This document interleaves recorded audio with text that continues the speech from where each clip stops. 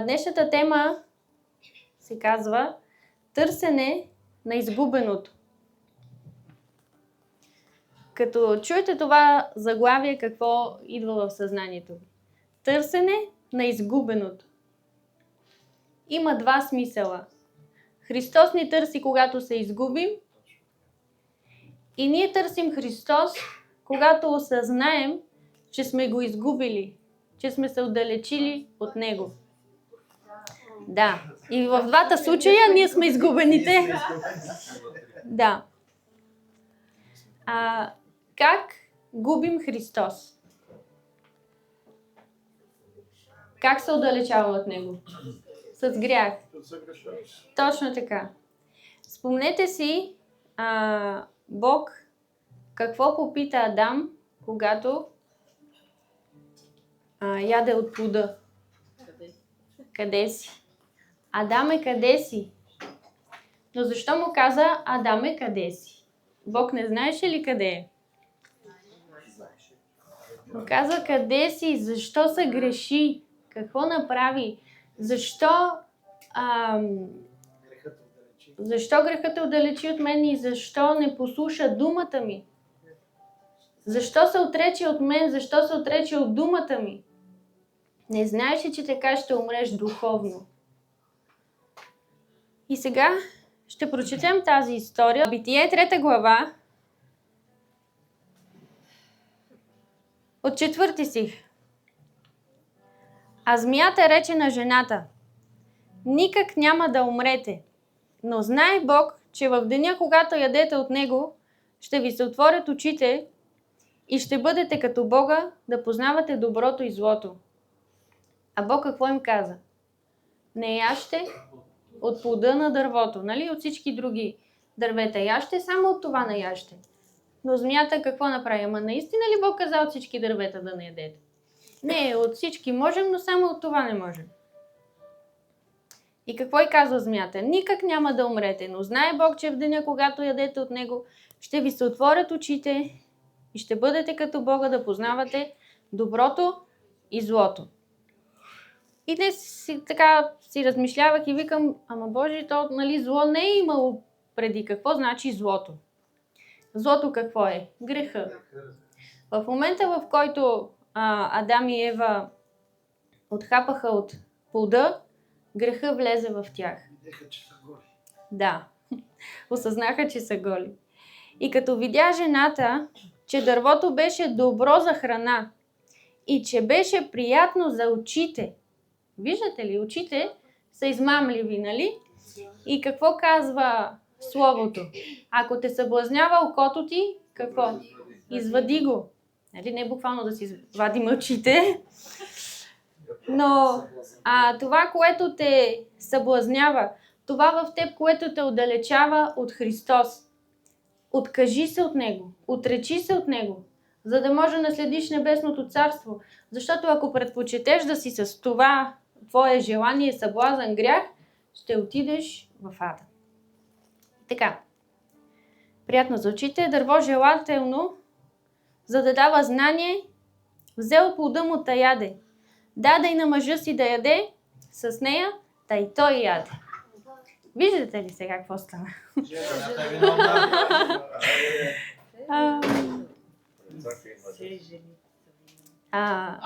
И това, като го прочетох днес, какво осъзнах?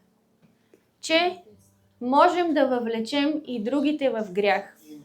Тези, които са около нас, да станем съблазън за тях и да ги въвлечем в грях и те също да се грешат. Тогава се отвориха очите и на двамата и те познаха, че бяха голи и съшиха смокинови листа, та си направиха препаски. Спомняте ли си още една история в Библията за смокинята? Да. Когато Исус какво направи? Прокле. Защо я прокле? Защото нямаше плод на нея. Точно така. В Матей 21 Исус прокле смокиня, която има само листа, но не и плод. Символ на духовната празнота на Израел. Нали Бог какво каза? В деня, в който ядеш от дървото, непременно ще умреш. Ще умреш духовно.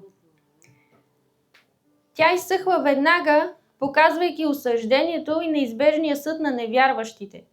Забележително е, че смокините дават плод преди листата си. Това не го знаеш. Исус търси плод, но намира само листа и я проклина, което символизира съда над формалната, но безплодна вяра. Колко вярващи днес са вярващи просто на думи и нямат никакви плодове. Нали? Библията какво казва? По плодовете ще познаеш дървото какво е, дали е добро, дали е лошо. Така че тези смокинови листа, които си направиха Адам и Ева, и това, което тази история, където Исус прокле смокинята, са свързани. И при вечерния ветрец чуха гласа на Господа Бога, като ходеше из градината, и човекът и жена му се скриха от лицето на Господа Бога между градинските дървета. Знаете ли какво значи лицето на Бог? Неговото присъствие. И какво пише? Че се скриха от лицето му, скриха се от неговото присъствие. Защо? Защото се грешиха. И поради греха нищо нечисто не може да устои в Божието присъствие. Грехът бяга от Божието присъствие. Но Господ Бог повика човека и му рече: къде си? А той рече: чух гласа ти в градината и оплаших се, защото съм гол и се скрих. А преди това, в предната глава, мисля, че последния стих беше, пише: а мъжа и жената и двамата бяха голи и не се срамуваха. Но вече, след като влезе греха, дойде срам в тях. Защо? Защото грехът ни кара да се срамуваме и да се крием. Нали? Но можем ли да се скрием от Бог? Не. Където и да отидем, където и да влезем, и в шкафа да влезнем, Бог пак ни вижда. Да, и в мазето, и навсякъде. Еремия 23 и 24 стих казва: аз само отблизо ли съм Бог, казва Господ, а не Бог е отдалеч. Може ли някой да се скрие в тайни места, да аз да не го видя, казва Господ. Не аз ли изпълням небесата и земята, казва Господ. Бог е навсякъде. Той държи цялата вселена. Нищо и никой не може да се скрие от него. И мравката не може да се скрие от него. Макар че е толкова миниатурна, и бълхата не може да се скрие даже. Макар че са толкова миниатурни, ами Бог пак ги вижда, естествено, разбира се. Бог вижда абсолютно всичко. И ако някога искаме да направим някакъв таен грях, от човека можем да се скрием, но от Бог няма абсолютно никакъв шанс. Така че не си правете опити да се криете от Бог. А Бог му рече: кой ти каза, че си гол? Да не би да си ял от дървото, което ти заповядах да не ядеш. Така, и днес попитах Бог: защо Адам и Ева бяха голи?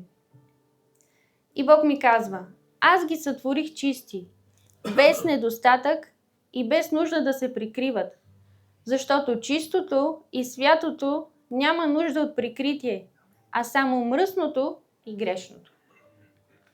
Кажете ми, ако например си сапате блузата или панталона, опитвате се да го скриете по някакъв начин, нали? Това петно да не се вижда. Да, или ако е скъсана също. Да. Опитваме се да го скрием по някакъв начин това петно.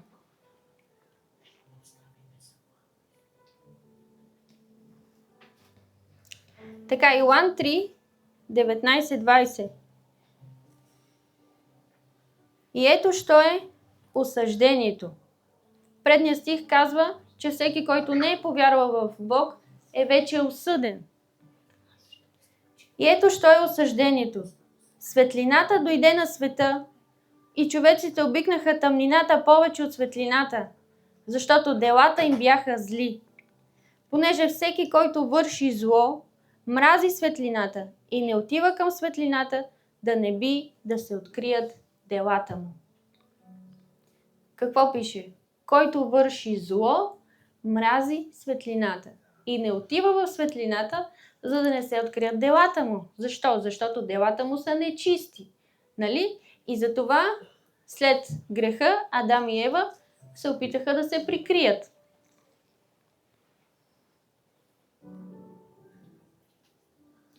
Така, но Бог какво направи? И Господ Бог направи кожени дрехи на Адам и на жена му и ги облече. Защо кожени дрехи? Това е преобраз на жертвата на Исус Христос. Защото кожата, откъде я взе Бог? От животно. Да. Чрез жертвата си Исус ни облече в Божията правда. Амин. И Бог не прикри греха, както се опитаха Адам и Ева да прикрият, да го скрият по някакъв начин греха, но Исус Христос го изличи от нас. Амин. Амин. Исус Христос ни уми със своята свята кръв. Амин. Така, и какво казахме? Как се отдалечаваме от Христос? Как се губим? С греха, нали? И след като Адам и Ева се грешиха, Бог какво направи? Изгони ги от Едемската градина. Затова Господ Бог го изпъди от Едемската градина да обработва земята, от която бе взет. Чак днеска ми направи впечатление това, че каза да обработва земята, от която бе взет. Трябва да обработваме плътта си. Амин. Слава на Господа. Ние да я владеем, а не тя да владее нас. Амин. Слава на Бога. Амин. Днес беше много голямо разсъждение, размишление относно 99 овце и едната заблудена. Много часове, буквално. Така, Матей 18 глава, 12 стих.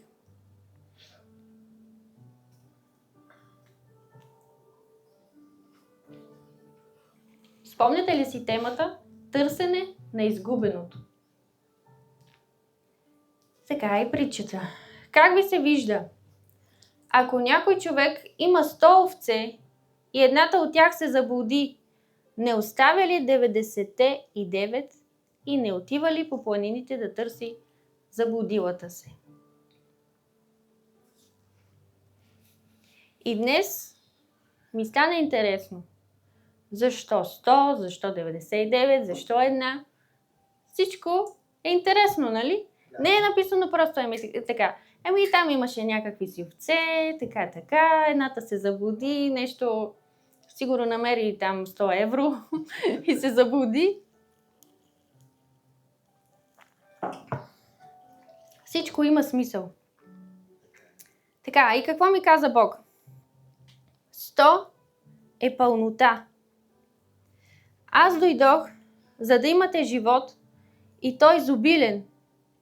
99 е непълно, непълнолетно. И всъщност тук става въпрос за един човек, който е непълнолетен в мен. Не се е отдал напълно на мен. Бог иска 100% от нас. Амин. Слава на Господа. Амин. Не 99, а 100. Да. Така, след това Бог какво ми казва? Пак, нали, 100 е пълнота, 99 е непълно. Аз искам невястата ми да бъде съвършена, чиста, без петно. Амин.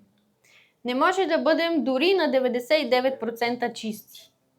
Трябва да бъдем чисти на 100%. Някой от вас ще пие ли от мръсна чаша? Или да яде от мръсна лъжица, вилица. Не, нали? И още едно откровение по това. Слушате ли внимателно? Какво ми казва Бог? 99 делено на 3 е равно на 33. И 3. Слава на Бога. Така, 33 какво е? Христовата възраст. Тройцата се раздели, за да може човекът и Бог да станат едно. Слава на Исуса. Така, ще прочита пак стиха. Как ви се вижда, ако някой човек има 100 овце и едната от тях се заблуди, не оставя ли 99 и не отива ли по планините да търси заблудилата се? Защо планините? Когато Исус беше на земята, къде ходеше да се моли?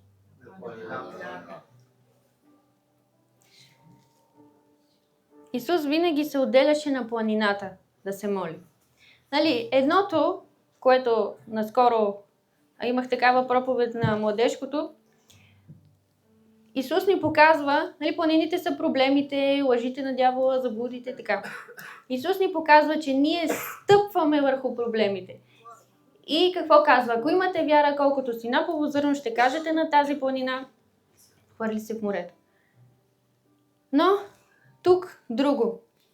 Дори и да има 1% в нас, който не сме дали на Бог, Исус ходатайства за този 1%, за да бъдем напълно Негови. Амин. Амин! Той ни допълва. Недостатъците. Исус ходатайства за нас. Дори 1% да липсва, да не сме му го дали, дали да не сме се отдали напълно, Той ходатайства за нас. Както Исус се молеше на планините, отиваше винаги се молеше на планината, ето така казва, че отива по планините да търси заблудилата се. Моли се там. Да ходатайства за нас. Да. Успях ли да го обясня? Да ходатайства за нас. Да, амин.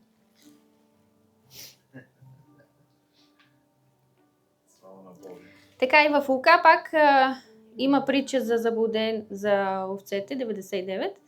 Така, казвам ви, че също така има повече радост на небето за един грешник, който се кае, отколкото за 99 праведници, които нямат нужда от покаяние.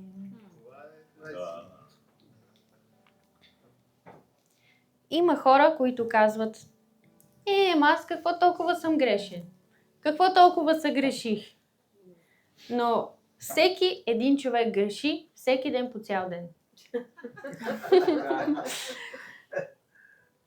Исус какво казва? Не съм дошъл да призова праведните, но грешните на покаяние.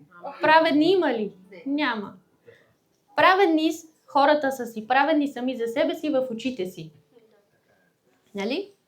Но този, който осъзнава, че е грешен и осъзнава, че има нужда от Христос, той нали, се покайва от сърце и се спасява. Тези, които са се изгубили, могат да намерят Бог отново, но онези, които се отказват, за тях няма връщане. Този, който се е отрекал от Христос, няма спасение за него. И може би някой си мисли, в последния ми момент ще извикам към Бог и ще се спаса. Аз ще усета кога ще стане. Добре. Никой не знае кога му е последния ден. Каква е разликата между изгубилият и отказалият се? Изгубеният все още има нужда от Бог и сърцето му е достъпно за покаяние. Отказалият се съзнателно е затворил сърцето си, отхвърляйки Святия Дух, което прави връщането невъзможно, тъй като той не желае да се покае. Ако отхвърлим Святия Дух, ще се спасим ли? Никога. Какво казва Словото? Хулата срещу Святия Дух няма да се прости. Така, и още едно откровение от днес. За тия 9. Слава на Бога. Този, който се отрича от мен, има омраза в себе си и любовта не е в него. Любовта не пребъдва в него. Този, който отрича жертвата ми, няма спасение за него. Може, нали, да не казваш буквално не приема жертвата на Христос, но с действията си да показваш, че не признаваш жертвата на Христос. Евреи 6 глава. Защото за тия, които веднъж са били просветени и са вкусили от небесния дар и са станали причастници на Святия Дух и са вкусили колко е добро Божието Слово, още са вкусили и от великите дела, които въвеждат бъдещия век, а са отпаднали. Невъзможно е да се обновят пак и доведат до покаяние, докато разпъват втори път в себе си Божия Син и го опозоряват. Днес точно това си говорихме, че съзнателният грях е подигравка с Христос. Грешиш ли съзнателно, подиграваш се с Христос и с жертвата му. И така си говорихме днес, че човек, който изневерява, го прави съзнателно. Не отива без да иска, без да искам изневерих. Просто не знаех какво правя. Запуестах се. Да, заблудих се. Да не бъде. Запуестах се. Така ли е? Така е. Ако правим съзнателен грях, все едно изневеряваме на Христос. Мога ли така да го нарека? Не знам. Какво ни каза днес Бог? Иска моята невяста да бъде каква? Чиста, свята и без петно. Амин. Така. Притчата за блудния син няма да я чета. Всички я знаете, нали? Да. Но ще ви кажа набързо нещо за нея. Така, мислим си, че при Бог е скучно и ограничено. Иска ни се нещо така, нали? Повече, малко да си поживея. Чували ли сте такива хора? Малко да си поживея, па тогава ще хода при Христос. Ама без живота как ще живееш? Христос какво казва? Аз съм пътя, истината И живота. и живота. И ако искаш да си живееш извън Христос, няма да живееш, но ще погинеш. Така, и в стремежа си да намерим свобода извън Христос, ние попадаме в робството на греха. Греха ни заплита, греха ни затваря, но е хубаво, че понякога идва момент на осъзнаване. Понякога, нали? И е хубаво да дойде в началото, не да дойде в края. Но когато дойде момент на осъзнаване,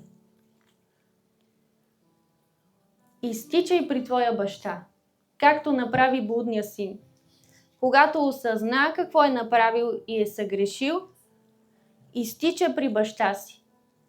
И баща му го прие с любов. Нали? Бащата е преобраз на Бог. Блудният син сме ние. И когато осъзнаем грешката си и се върнем при Христос, Той никога няма да ни осъди, но винаги ще ни приеме с любов. Но, нека това да не бъде, как да кажа, мога да си правя какво си искам и Бог винаги ще ми прости. Да не злоупотребяваме. Точно така. Защото това наистина е подигравка с Бог. Не може да си играем с добрината и с милостта на Бог. Защото, какво казва Словото? Бог е милостив, но и огън пояждащ. Искате ли още едно откровение? Да. Последно. Благодариме на Бог за откровенията, наистина. Благодарим Бога. Толкова е ценно. Слава Да. на Исуса! Толкова е ценно да чуваме гласът на Бог и когато извикаме към Него, Господи, да направя ли това? Не го правя това, да, това може.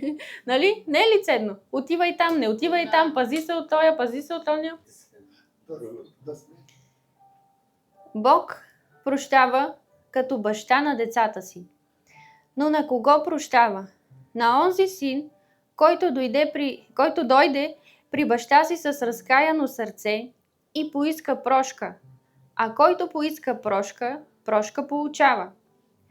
Който като син иска прошка, като син получава прошка от баща си.